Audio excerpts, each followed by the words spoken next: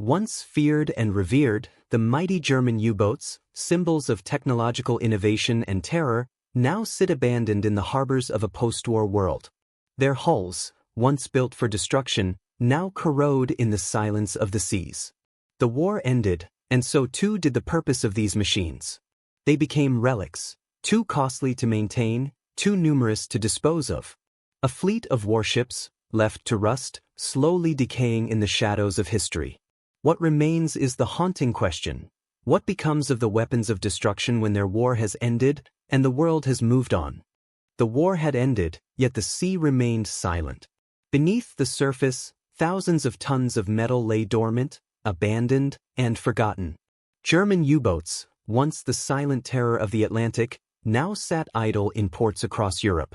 What had been a symbol of both fear and technological triumph had become a burden, an unwanted relic of a war that had consumed the world. As nations sought to rebuild, the fate of these formidable vessels was sealed by something far more powerful than the firepower they once commanded: economic realities. By 1945, Germany's defeat was complete. The grand vision of the Kriegsmarine lay in ruins, its fleet decimated. Yet, hundreds of U-boats remained afloat, awaiting a decision. Unlike the grand battleships and aircraft carriers that had been methodically destroyed, these smaller vessels, numbering at least 200, posed a unique dilemma. They were too numerous to simply scuttle and too costly to maintain. The war was over, but the legacy of these U-boats lingered on in shipyards and harbors. The problem was not just their size, but their cost. Decommissioning them would be a financial drain, and so, they languished in the shadows of a shattered Europe, under a cloud of uncertainty. The scale of this post-war predicament was staggering. To give an idea of just how many U-boats had been constructed during the war, over 1,100 had been built between 1935 and 1945. Of these, approximately 800 had been operational by the war's end, with around 200 remaining in various states of completion or repair as the Allies divided up Germany. These ships, designed for destruction, became nothing more than burdens to the victors. Initially, there were plans. The Allies had begun discussions on what to do with the surrendered vessels, with an emphasis on dismantling them as quickly as possible. The British, in particular, were keen on scrapping the U-boats, hoping to capitalize on their steel and parts for rebuilding their own fleet. But scrapping was a complicated task, requiring vast resources in a Europe still reeling from the devastation of war. For many of these ships, the journey to the scrapyard was neither quick nor simple.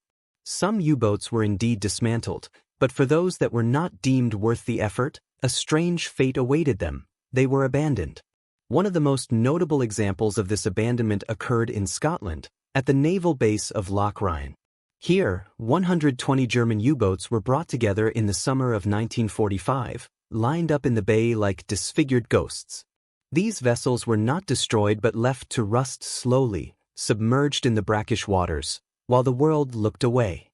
The sight of them, their hulls slowly eroding, was a reminder of the war's toll. For the men tasked with overseeing them, there was little enthusiasm. The prospect of dismantling such a fleet was daunting, especially in the face of dwindling resources. And so, the U-boats remained, half abandoned, scattered across the harbors of Europe, their fate hanging in the balance. At the same time, the Allies sought to make use of any technological advantage that might remain. Some U-boats were put into service by the British and the Americans, but only a handful. The most famous example is the U-505, a Type IXC U-boat captured by the U.S. Navy in 1944. This particular vessel was deemed valuable enough to be kept as a war prize and was eventually displayed at the Chicago Museum of Science and Industry.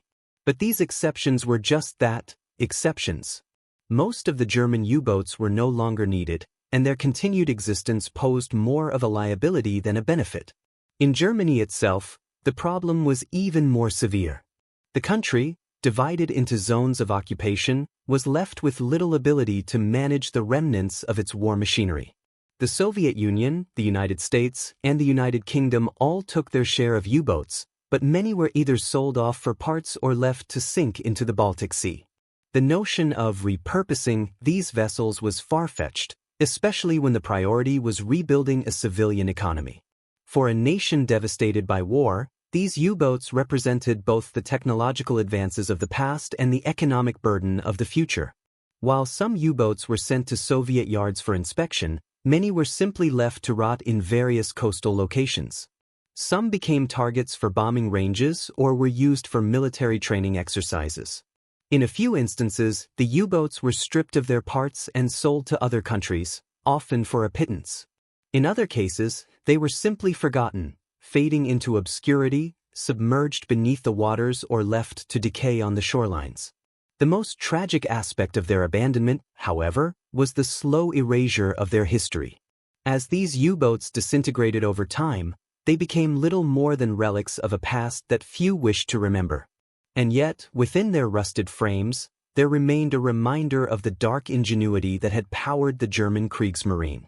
The U-boats had once been the most advanced weapons of war, built for a new type of combat beneath the waves. Now, their fate was sealed, not by the power of their design, but by the changing priorities of the post-war world. By the end of the 1940s, the question of what to do with the remaining U-boats had become more of an afterthought. The world had moved on, and the legacy of the U-boat era was slipping away from memory.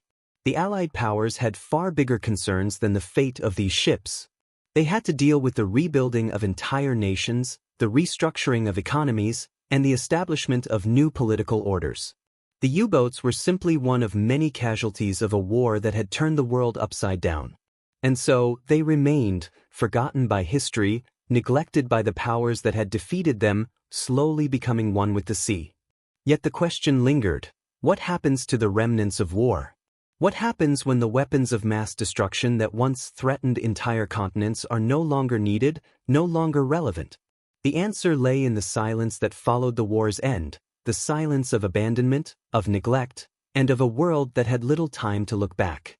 But there would be no easy answer for the U-boats, for the full extent of their fate had yet to unfold. The fate of the abandoned German U-boats after World War II is a story not just of neglect but of pragmatism, a confrontation with the cost of war, and the challenges of rebuilding a shattered world. After 1945, the sea was littered with ghosts, huge, rusting metal shells that had once been tools of warfare, now obsolete. For those who were left to make decisions about their disposal, these U-boats were nothing but reminders of a past that was best forgotten. Yet, how they were ultimately dealt with reveals much about the priorities, limitations, and economic realities faced by the victors of the war. In the immediate aftermath of the war, the international community was faced with an overwhelming task: dismantling the military apparatus of a defeated nation. Germany's military assets were scattered across the landscape, and the question of what to do with them was far from straightforward. The U-boats, as some of the most iconic symbols of the Kriegsmarine, were no exception. They represented the apex of German naval engineering but had also become a burden. Their sheer number and complexity made them difficult to handle in the context of post-war Europe's shattered infrastructure. The initial solution seemed straightforward: scrap them. In the years immediately following the war, various Allied powers, including the British, the Americans, and the French, made plans to dismantle the U-boat fleet. It was a financial imperative as much as a military one. Steel, parts, and technology were in high demand as Europe sought to rebuild its cities, industries, and military forces. The idea was simple: take these vessels, break them down, and use their materials for other purposes. However, as with many post-war solutions, the reality proved more complicated. The logistical challenges were immense. First, there was the task of actually gathering the U-boats. Some were in ports like Kiel, others in France or the Soviet-controlled zones. Many of these vessels were in various states of disrepair. Some had been scuttled or sunk by their own crews as the war came to an end. Others were captured during surrender or the final stages of the war. But even those that remained intact or were salvageable were not necessarily worth the trouble to dismantle. The materials inside were valuable, but the costs of decommissioning and transporting the submarines proved too high for many of the occupying powers to handle effectively. The British, for example, initially took several U-boats back to the UK. Some were used for experiments in sonar, diving capabilities, and general naval engineering. Others were simply put out of service and left to rust in docks or bays. The idea of using them as floating targets for training exercises was also floated but was eventually abandoned. The sheer number of these submarines created an additional challenge. The cost of maintaining them while simultaneously moving forward with post-war priorities was unsustainable. By 1946, Britain had largely ceased efforts to reuse the U-boats and instead focused on scrapping them for their metal content. The situation in France mirrored this unease. The French had received a number of U-boats as part of the war reparations and occupation arrangements. A few were taken into service for limited purposes, but again, the logistical issues of dealing with these vessels proved overwhelming. The French found themselves in the same predicament as the British. They simply didn't have the resources or manpower to decommission such a large fleet. Instead, many of the submarines that were not immediately scrapped or repurposed were left to deteriorate. By the late 1940s, the French, like the British, had decided to focus on rebuilding their national infrastructure and military forces, and the U-boats became a forgotten issue. Meanwhile, in the Soviet Union, the U-boats that were captured in the eastern zones were handled with a similar lack of enthusiasm. The Soviets had their own designs for naval power, and the German submarines, despite their cutting-edge technology, were not seen as critical to their own military goals. Some of the U-boats were used for training purposes, but the majority were either sunk in exercises or left to disintegrate in Soviet-controlled shipyards. The idea of scrapping them for parts was always secondary to the Soviet Union's broader objectives of securing power and rebuilding after the devastation of the war. What little use the Soviets had for these vessels was short-lived, and soon, they too became abandoned relics.